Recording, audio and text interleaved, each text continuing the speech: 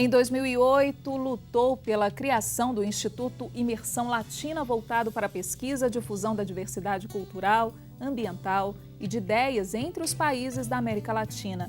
É apaixonada pela literatura e por outras formas de arte, também como a música, por exemplo. Ela é multifacetária. É assim que ela mesma, Brenda Mars, se define. E o programa Retratos de hoje vai conversar com a Brenda. Você vai saber sobre todos esses trabalhos. O programa já está começando.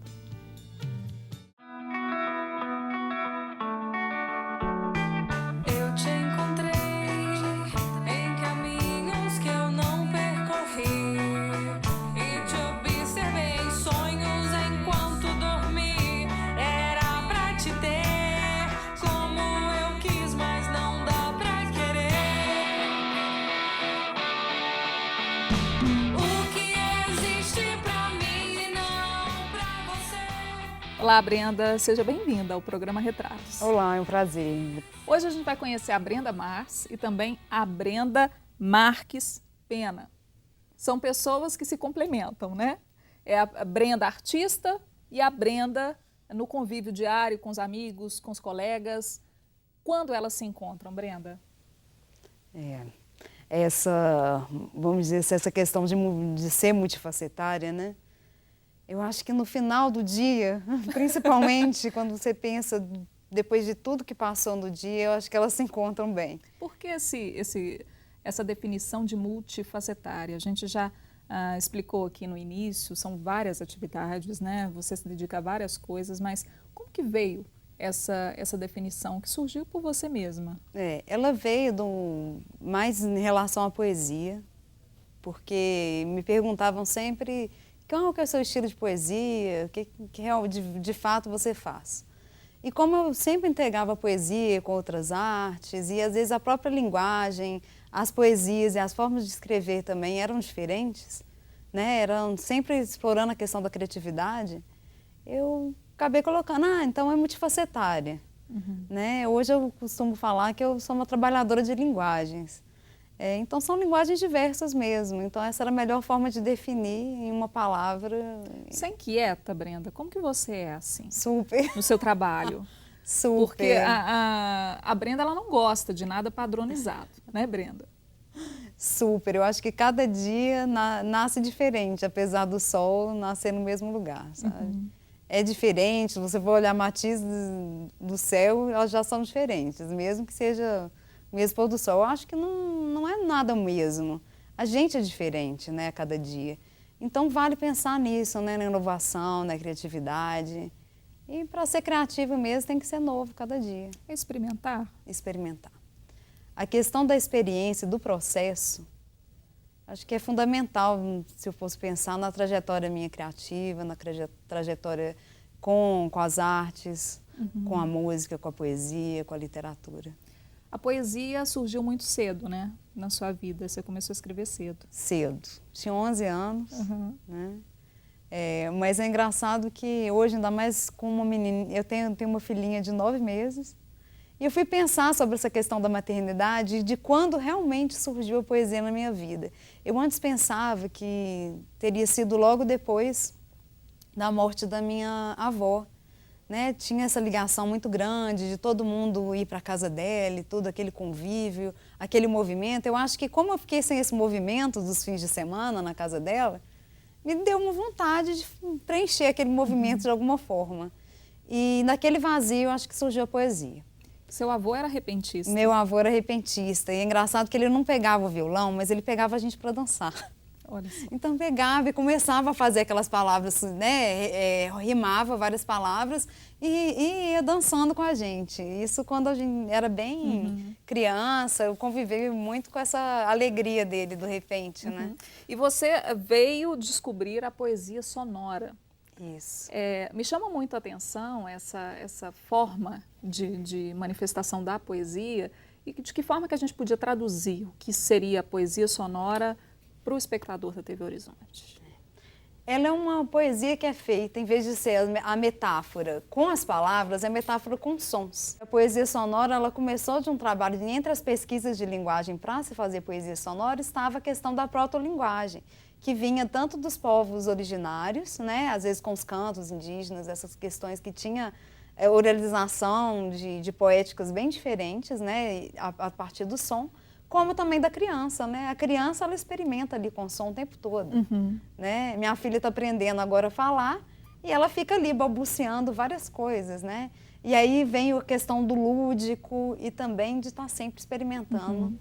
Essa experiência da poesia sonora acabou gerando esse livro, História e Desdobramentos de uma Vanguarda Poética, livro que foi lançado quando, Brenda? Foi lançado em 2009, no Terças Poéticas, que é um projeto do Palácio das Artes, né? Funciona às terças-feiras, né? E reúne vários poetas, e entre eles eu tive a oportunidade de participar, lançando meu livro. Você estava me falando que a busca por conhecimento ou por registros da poesia sonora foi intensa, porque existiam poucos registros. Sim, era muito difícil, né? Tem um site para quem quiser conhecer mais, que chama UBU, é o UBU mesmo, UBU, né? Que tem várias experiências, é UBU Web, mas é só digitar o UBU que vocês conseguem pegar essas experiências. Aí ela tem um grande acervo de experiências sonoras, que, né, as experiências existiam, sonora. Mas o registro é que era difícil. O registro era difícil, chegar até eles, principalmente das apresentações, dos festivais. Hoje se filma mais, né? Se tem um acesso, por exemplo, via câmera, celular, muito mais fácil, né? Esse acesso à tecnologia de registro, ele é maior. Então, hoje se encontra mais, se pesquisar sobre poesia sonora, vai se encontrar mais, apesar de que hoje a poesia sonora, assim como a poesia concreta visual e tudo, ela está hoje integrada em algo que a gente chama de poesia intermídia. Então, tem vários tipos de poesia nesse contexto. E o rádio, de algum tempo atrás, possibilitava também essas formas de experimentações, né? E o interessante é que aqueles rádios que pegavam, inclusive estações internacionais e tudo, né? Minha avó costumava escutar, porque ela tinha um gosto muito grande por rádio e tudo, então a família juntava para escutar rádio, Era né? Aquela época. Aquela época das telenovelas, das radionovelas, né? Então era uma experiência, rádio, os cantores do rádio. Era uma experiência que o rádio era muito vivo, e a poesia sonora surgiu nessa época, nos anos 50. Hoje a gente não encontra muito isso, né? Não, hoje está mais padronizado, né? Você tem ou rádios mais de notícia ou rádios de música, que geralmente são música que as gravadoras multinacionais difundem. É muito mais isso. Tem algumas experiências, ou de rádio educativa ou cultural, mas geralmente elas são bem restritas. E hoje a gente tem também todo um processo, um aparato tecnológico em relação às mídias, enfim, as formas como as pessoas se relacionam, né? A gente vê na internet, as redes sociais, também o celular, músicas o tempo todo em simples mecanismos, né, que está ali logo à mão. Como que essa tecnologia influenciou na poesia sonora, na sua opinião? Essas formas de interação? A poesia sonora mesmo, como nome, né, ela veio muito da partida de quando se pôde manipular os sons. Antes não se tinha, olha para você ver, a gente que está tão acostumado a programa de edição, editar imagem, editar som, antes não era possível isso. E nos anos 50 que começou a ser possível, né, de manipular o som. Antes não era. Hoje já tem computador, programas de edição de todos os tipos, com facilidade, que se faz um download simples e já se consegue começar a trabalhar com esses programas, né? Os próprios computadores já vêm. Antes não era assim. Para se gravar o som era muito difícil. Para se manipular ele, então, muito mais, né? Hoje a interatividade, ela está muito presente na comunicação, em tudo. Agora, na arte começou antes, né? Nos anos, principalmente nos anos 70, se tinha muita interatividade, reunião e buscas pela arte total, né? Coisa que aqui, principalmente na América Latina, teve um rompimento com a ditadura, né? A ditadura tolhiu um pouco essas experiências, mas depois se tentou, hoje, né, se tenta retomar e pegar esses registros novamente, né? A gente vai continuar falando com a Brenda Mars no próximo bloco. Será que tudo tem som, hein, Brenda? tudo. Tava pensando e aqui. é possível expressar todos os sons com a boca. Pois é, a gente vai, vamos fazer esse exercício daqui a pouquinho? Será que tudo tem som? Será que a gente pode dar um som para um beijo, para um abraço, por exemplo, para saudade, para sentimento? Enfim, a gente vai continuar falando sobre esse assunto no próximo bloco. Você está conhecendo mais hoje sobre a carreira, a vida de Brenda Marques Pena, ou Brenda Mars, a multifacetária, né, Brenda? E antes do intervalo, só um recado para você. Que tal fazer parte da nossa rede Catedral, caminharmos juntos no projeto desenvolvido pela TV Horizonte, pelos outros meios de comunicação da Arquidiocese? Por meio da campanha, você nos ajuda na construção da Catedral Cristo Rei, também na revitalização do patrimônio histórico e natural, que é a Serra da Piedade, em Caeté. Para saber como fazer parte, é só ligar em horário comercial para a Central de Atendimento da Campanha. O número é o 3209-3559, código de área 31. Se você já está junto conosco, muito obrigada. Daqui a pouquinho nós continuamos a conversa com a escritora Brenda Mars. É escritora, é poeta, se dedica à música, é também ativista cultural. Bem, ela é multifacetária, você já sabe. Daqui a pouquinho a gente volta.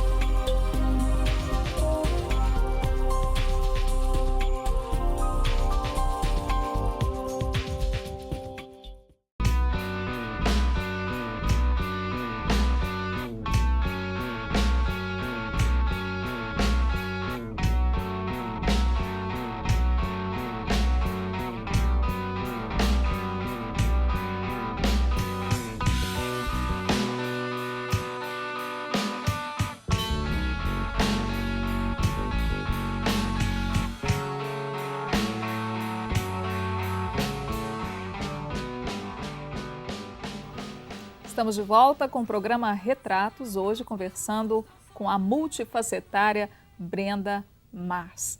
Brenda, me conta uma coisa, então quer dizer que tudo tem som?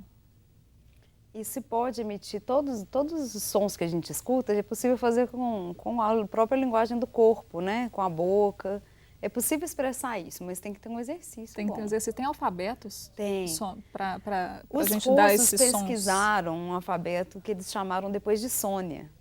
Né? Trouxeram o Filadelfo Menezes, que era um grande pesquisador da linguagem. Ele tinha origem italiana também, mas é brasileiro.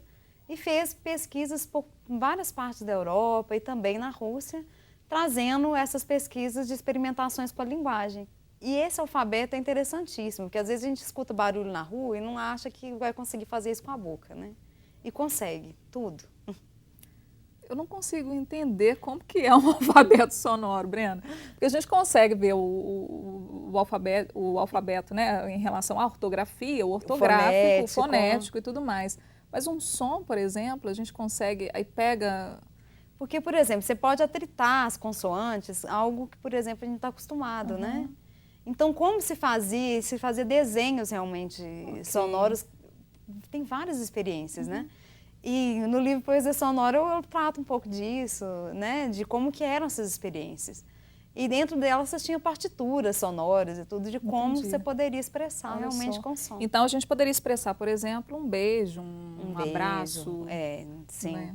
O beijo a gente está acostumado às vezes, né? Até de ver essa coisa do estalo. Mas como seria, né? Um mais escandaloso, um mais tranquilo. Enfim, tem essas várias expressões. Até coisas abstratas, né? Os sentimentos, por exemplo. Né? Sim, é um exercício tanto. É um exercício. Pois é, Brenda, além da poesia sonora, você também tem... A crônica foi a porta de entrada para tudo isso, né? A crônica foi...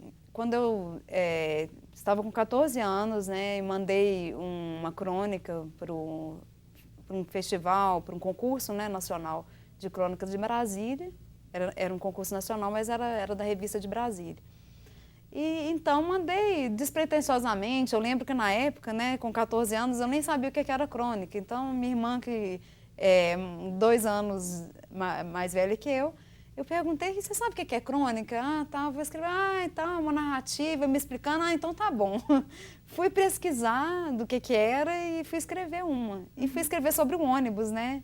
chamava Ônibus Maluco, e mostrava um pouco isso, né, da transitoriedade, quem que entra no ônibus, como que é, né, uma mulher entrando com a sacola na mão, quase caindo, e todos esses olhares, às vezes, preconceituosos para quem que entra, e como que a gente lida com o outro, né, às vezes com uma forma de deboche, outras vezes atraído por ele. Quantos encontros que tem no ônibus, por exemplo? Nossa, e como, né? E ainda mais hoje em dia, né? Que a gente fica mais no ônibus do que fora dele, né? Quem depende de transporte coletivo. Com certeza. Olha lá. E começou por aí. Pois é. E aí veio, além do Poesia Sonora, você também tem o livro Almas Desnudas, Almas também Desnudas, poesia. sim. Não é um livro? Ele é uma instalação poética, né? Então, eu e uma autora que chama Clevane Pessoa, que é aqui de Belo Horizonte também. Muito conhecida. Sim, tem vários. Acho que ela já publicou em mais de 100 livros, né? Tem vários livros dela mesmo. E hoje tem mais de 100 livros. E eu e a Clevane Pessoa começamos a trabalhar essa questão da poesia ligada ao corpo. E a partir disso a gente fez esse projeto poético que chama Almas Desnudas. Então a gente faz algumas instalações, vai sair um disco de poemas, alguns poemas sonoros, outros simplesmente vocalizados, que vai sair esse ano ainda no Festival Internacional que a gente está fazendo junto com a Abras, que é uma associação, uma editora do Uruguai, e que nós traremos aqui em novembro um Festival Internacional de Escritores. Interessantíssimo. Aqui a gente tem o trabalho da imersão latina. Isso. Né? Conta pra gente o que é a imersão latina, de que forma que é possível ter essa interação, né, de escritores, de autores, enfim. O Imersão Latina ele começou a partir de uma pesquisa. Eu na época, fazia um mestrado no UFMG e nós encontramos com outros pesquisadores também, que trabalhavam muito a questão da oralidade. A gente via a dificuldade que se tinha de valorização da memória mesmo na latino-americana, né, e das artes, principalmente dos povos originários, quilombolas. Então, juntamos alguns pesquisadores e esses pesquisadores eram de áreas diferentes, né, da comunicação, das artes, também das letras. E nisso, das letras, né, e nesse contexto, a gente viu que, olha, realmente precisa difundir isso melhor. Como que a gente pode fazer isso? Se dando as mãos, né? Então, a gente, depois, em 2008, criamos o Instituto Imersão Latina, como formalizamos isso. Mas antes disso, a gente já fazia um site que integrava um pouco, né, com artigos, um mandava um soma, o outro mandava uma imagem. E nisso, no site, a gente integrava. Hoje é muito mais fácil hoje com a rede, né? Então, hoje a gente já tem uma rede, tem o site, e opera nessas linguagens, né, também nas redes sociais, no Facebook, Twitter. Então, é possível, pesquisando imersão latina, é possível estar fazendo parte também. E a gente começou um projeto, Nós da Poesia, que integra poetas de várias partes do Brasil e do mundo. São poetas ativistas, são poetas que estão ligados a organizações não governamentais, muitas vezes, ou simplesmente são ativistas, aqueles que tem desde o poeta Clemente Padim, que participou de uma primeira antologia que a gente fez. Começamos isso em 2008. E essa primeira antologia, por exemplo, que tem o Clemente Padim fez um poema, né, pela paz, que ele, inclusive, fazia isso com o corpo, às vezes fazia com imagem, em sinal pelo Uruguai, em vários locais, em vários espaços. Eu tive experiência, inclusive, de encontrar com o Clemente Padim também na França, quando eu estava participando do e-Poetry, que é um encontro, né, um festival que mostra poesias ligadas à tecnologia. Então, sempre ligado às outras artes e tecnologia também. E você visitou já alguns países da América Latina com esse projeto? Já. América Latina, já fizemos um lançamento no Chile, Argentina, Uruguai, Venezuela. Né? Na Bolívia eu não estive presente, mas um grupo que integra o Tropofonia, tem inclusive um poeta aqui, que é até o curador do Terças Poéticas, o Vilmar Silva, que ele participa dessa experiência, que é o Tropofonia, e dentro dessa experiência ele foi à Bolívia também, se fez um encontro lá que integrou poetas, autores, né? Inclusive do Equador, Peru, Bolívia, O que você observa, Argentina. Brenda, em relação à nossa arte, a arte desses países, desses artistas, processo criativo? Como que você avalia tudo isso? São experiências muito diferentes da que a gente tem aqui? Olha, tem experiências que elas integram. Tem outras que são diferentes. Eu acho que o processo de... A cultura nossa, é por exemplo, diferente, de cada por exemplo. país, O acaba que se influenciando. vê, às vezes, principalmente o brasileiro, ele é muito expressivo no que coloca. E muitas vezes, por exemplo, em apresentações poéticas, na Argentina, eles têm um hábito de leitura muito grande. Então, por exemplo, eu participei do Buenos Aires Poesia, em 2008. Né, levando já o Nós da Poesia e outros processos. Já tinha começado o processo de Almas Desnudas, do Ritual da Mulher Poliglota, né, que são alguns poemas processos que eu trabalho, né, que eles vão modificando-se a partir do contexto, das apresentações e vão se integrando. Então, lá no Buenos Aires Poesia, eu falei, gente, está todo mundo com mesas de leitura poética, que era aquele negócio... Ficava um pouco cansativo, né? Cada autor lendo, tinha trabalhos com linguagem belíssimos e tudo, mas chegava um momento que cansava também. Eu falei, olha, eu vou levantar. Então, eu estava participando de uma mesa, mas eu falei, não, agora eu vou ter que levantar. Então, eu levantei, joguei um chapéu com poesias para as pessoas que estavam ali na mesa. Então, fiz um trabalho com o corpo. E esse trabalho com o corpo, trabalho poético, com som, com a voz, com essa questão do corpo, ele é presente no trabalho de vários poetas brasileiros. Coisa que não é muito comum em outros países da América Latina. Eu percebi isso, né? Agora Cuba já tem um trabalho muito expressivo com essa questão, com corpo, sabe? Misturado poesia e dança. Sim. Então a cultura, o processo de formação de cada país, tudo isso acaba influenciando na arte diretamente. Influencia muito, né? Então alguns vão acabar indo mais para a questão como Argentina, Uruguai, vai para uma questão mais escrita mesmo, né? Chile se desperta muito para a questão da poesia visual também. Eles têm trabalho de poesia visual, poesia sonora, poesia com tecnologia. Tem um trabalho fantástico com dos poetas indígenas que estão integrados no meio urbano, né?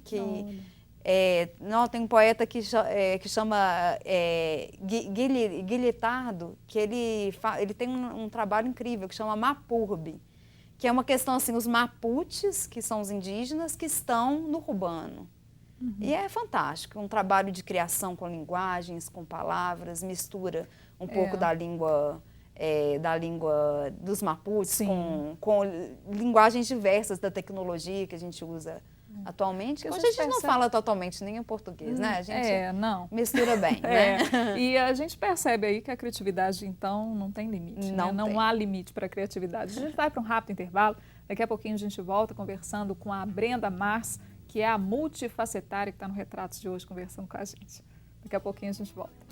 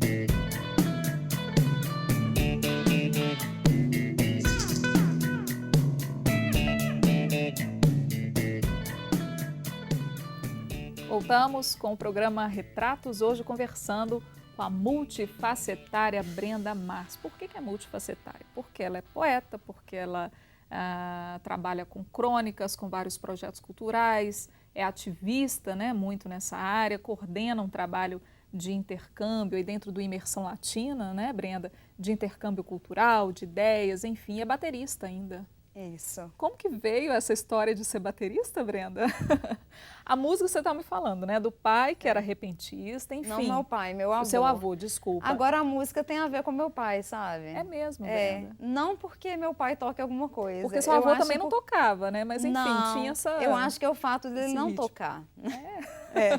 Explica pra gente. Deixa eu te explicar. Eu despertei por querer tocar um instrumento muito, muito, muito aos 13 anos. Né? Então, aos 13 anos, eu falei, eu quero tocar um instrumento. E fui falar com meu pai. Eu falei, eu quero tocar um instrumento. Eu falei, mas qual instrumento? Aí eu falei, pai, eu tenho um tio que toca violão, quem sabe ele não consegue me ensinar alguma coisa, né? E depois eu posso... mas violão... Eu falei, depois eu posso partir para uma guitarra, porque eu já gostava de rock, né, e tudo. Ele falou assim, eu posso aprender guitarra depois e tal. Ele falou assim, mas você tem certeza que é isso? Não, pai, eu quero bateria. Aí foi aquele choque, né? Não, isso é assunto difícil, você conversa com a sua mãe. Por que era assunto difícil? Por que a bateria é tão complicada assim? Bateria, inclusive essa questão de complicado, ele falou assim, você só gosta de coisa complicada?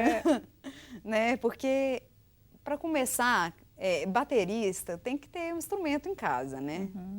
Para treinar, para aprender, né? Então faz um barulho. Você começa a se indispor com os vizinhos, né? Ou fazer uma política da boa vizinhança, né? Você chama o filho do vizinho para aprender a tocar junto, que aí você faz aquela política da boa vizinhança, exatamente. Chama o vizinho para a festa, né? Sim. É essa questão. Mas era uma polêmica, ainda mais quando a gente começou, eu comecei com banda em 2000, né? Eu tinha uns 18 anos que eu comecei com banda mesmo, direto. Então a gente ensaiava todo domingo, no horáriozinho que o pessoal gostava de dormir. Nossa. Depois do almoço, assim, umas 2, 3 horas da tarde. Que então era a polêmica, né? E era na época com a banda Caution, que era uma banda de metal. Então todo mundo ficava assim, tinha uns que adoravam, isso falando igual os filhos do vizinho queriam saber, conhecer e tudo, e outros falavam assim, tá acabando com o meu fim de semana. Não, com o meu fim de semana, mas com o meu soninho do domingo à tarde, na hora do Faustão. Eu falei, que bom que estamos acabando. Tô brincando. Mas a gente tentava respeitar, mas não tinha jeito. Falava, tem que ir com a arte. E era só mulheres? Eram só mulheres? Só mulheres, né? Nessa época já eram só mulheres? Já era. Eu tive uma experiência que a gente juntava uns amigos de colégio e tudo, e a gente fazia música junto, né? E às vezes também interpretava de outros artistas. Essa experiência não acabou nunca a gente se apresentando nem nada não, chamava Born Again, né? Agora a gente acabou mesmo seguindo com a banda feminina que era a Caution na época, metal e tudo. E hoje ela se transformou, se corrompeu e agora é a Cáustica. Cáustica que toca que estilo de música? A Cáustica, ela trabalha essa questão da experiência da linguagem, né? Então ela acaba integrando um pouco da poesia, então ela acaba não desvencilhando essa questão da poesia. Eu e a Pamela, a gente trabalha essa questão da poesia, né, as inquietações femininas mesmo, e a gente junta isso, filosofa junto, e fala assim, vamos compor. E começamos um trabalho de composição juntas em 2010. Ela também é jornalista e a gente conheceu no curso de gestão cultural.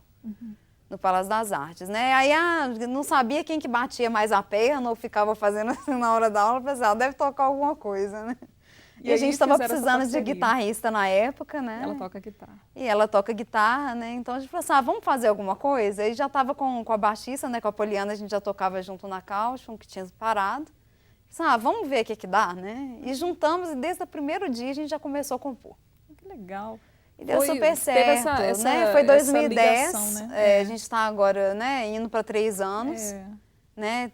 Nem tem 3 anos ainda, a gente está trabalhando agora com um CD só de músicas autorais e a gente já está com 18 músicas prontas. E vai ser lançado quando? Vai ser lançado. Esse ano ainda, né? Até o final do ano. Né? Em agosto a gente está organizando um festival de bandas formadas por mulheres. Esse festival chama Liberdade Feminina. Vai ser na Praça de Santa Teresa. Que legal. Isso, a gente está organizando esse festival, né, que vai abrir uma série de shows e aí no final do ano a gente lança esse disco, que a programação é que seja em novembro. E você que está acompanhando o Retratos deve ter percebido nas passagens de bloco, nas voltas de bloco, durante essa passagem de fotos da vida da Brenda, tem a música da banda Cáustica já ou é a Cáustica? É a Cáustica já. A gente gravou 4 músicas, né? Foi uma gravação ao vivo lá num estúdio que o Centro Cultural Nem Secos montou, né, no Centro Cultural e fez esse convite para a gente gravar. A gente tocou lá umas 3 vezes e falou assim, vamos gravar também essa experiência? E a gente gravou 4 músicas. E dentro dessas, né, eu trouxe um trabalho também, uma releitura da Esmalha, que é um poema de Alfonso de Guimarães. Bacana. E todas as criações são da banda. Imagino que você deva fazer música hoje muito mais consciente, né? Depois de estudar tanto essa questão da poesia sonora, enfim, dessas formas sonoras de manifestar arte.